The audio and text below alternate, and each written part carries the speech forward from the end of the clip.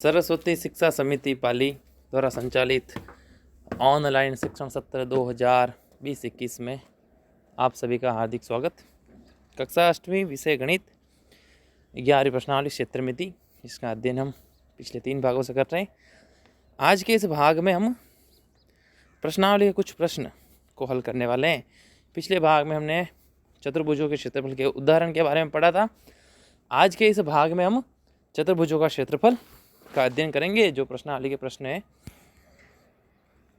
प्रश्नावली 11.2 के 5 प्रश्न यहाँ पर दे रखे हैं।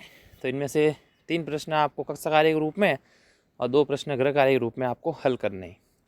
तो आइए देखते हैं, हल करते हैं। सबसे पहला प्रश्न लिखा है, एक मेज के ऊपरी पृष्ठ का आकार समलंब जैसा है, समलंब चतुर्भुज के जैसा है।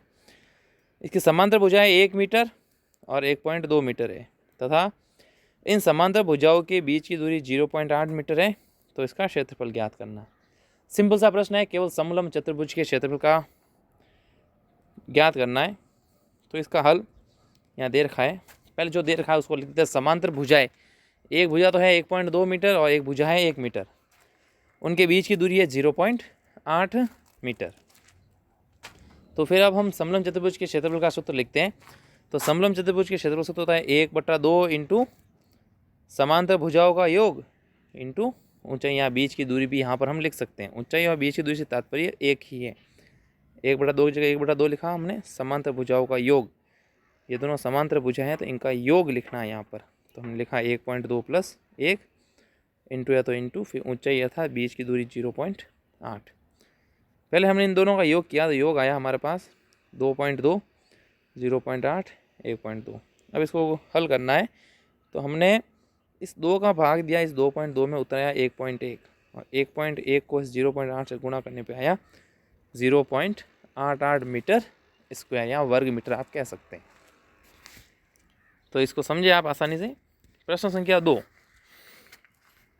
एक समलंब का क्षेत्रफल है जो 34 सेंटीमीटर है और उसकी ऊंचाई जो है 4 सेंटीमीटर है। समांतर भुजाओं में से एक की लंबाई 10 सेंटीमीटर, दूसरी भुजा की लंबाई ज्ञात करना है। अब पहले वाले प्रश्न में हमारे पास समांतर भुजाएं थी और ऊंचाई अर्थात बीच की दूरी दे रखी थी, तो हमने क्षेत्रफल ज्ञात किया। इस वाले प्रश्न में हमारे पास क्षेत्रफल दे रखा है, बीच की दूरी भी दे रखी है और जो 2 समांतर भुजाएं होती है उसमें से एक समांतर भुजा दी है तो दूसरी समांतर भुजा आपको ज्ञात करनी है। तो आइए इसको भी हल करते हैं हम। तो समांतर भुजा एक तो है 10 सेंटीमीटर और दूसरी हमें नहीं पता, इसलिए हमने इसको x माना है। क्या माना? x। बीच की दूरी दे रखी थी हमारे पास 4 सेंटीमीटर। तो हमारे पास समलंब चतुर्भुज का क्षेत्रफल दे रखा है तो उसी का सूत्र यहाँ पे काम में लेना है। तो समलंब चतुर्भुज का क्षेत्रफल 1/2 इंटू समांतर भुजाओं का योग इंटू ऊंचाई और बराबर में जो हमें क्षेत्रफल दे रखा था वो हमने क्षेत्रफल बराबर में लिखा। 1/2 की जगह 1/2, समांतर भुजाएं 10 और x दोनों को जोड़ा हमने। ऊंचाई थी 4 और बराबर में 34। हमें यहाँ पर x का उत्तर ढूंढना है तो x के तरफ जो अतिरिक्त गणितीय संख्या है उनका पक्षांतरण करना है। तो पक्षांतरण तात्पर्य है प्लस वाली संख्या माइनस में बदलेगी, जो संख्या गुणा में वो भाग में है, भाग में जो गुणा में।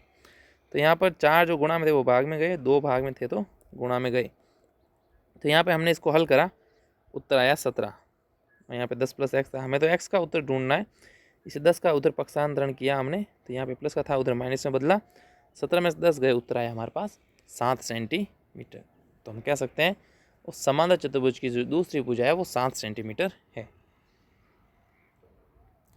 अब तीसरा प्रश्न यहाँ पर दे रखा है, इसको आप समलंब चतुर्भुज का क्षेत्रफल है उसको हल करेंगे। चौथा भी सिंपल सा एक चतुर्भुज का क्षेत्रफल ढूंढना है, साधारण चतुर्भुज का, उसका भी आप उदाहरण द्वारा समझ के इसको हल करेंगे। पांचवा प्रश्न सिंपल सा है, किसी सम चतुर्भुज के विकर्ण दे रखे हैं तो इसका क्षेत्रफल ढूंढना है। सम चतुर्भुज का क्षेत्रफल तो अत्यंत ही सरल है। सम चतुर्भुज के क्षेत्रफल सूत्र होता है 1/2 इंटू विकर्णों का गुणनफल। अर्थात सम चतुर्भुज में केवल विकर्णों का ही उपयोग करना है। तो हमारे पास दोनों विकर्ण यहाँ पर दे रखे हैं, दोनों का यहाँ पर हमें गुणा करना है। तो 1/2 की जगह 1/2 विकर्णों का गुणनफल अर्थात दोनों विकर्ण 7.5 इंटू 12। 2 का भाग दिया हमने 12 में 6 बार, तो 6 लिखे हमने, 7.5 ऐसे के ऐसे, फिर दोनों गुणा कर लिया, उत्तर आया हमारे पास 45 सेंटीमीटर स्क्वायर। तो इन 3 प्रश्नों का आप कक्षा कार्य रूप में करेंगे और प्रश्न क्या 3 और 4 गृह कार्य रूप में हल करेंगे। धन्यवाद।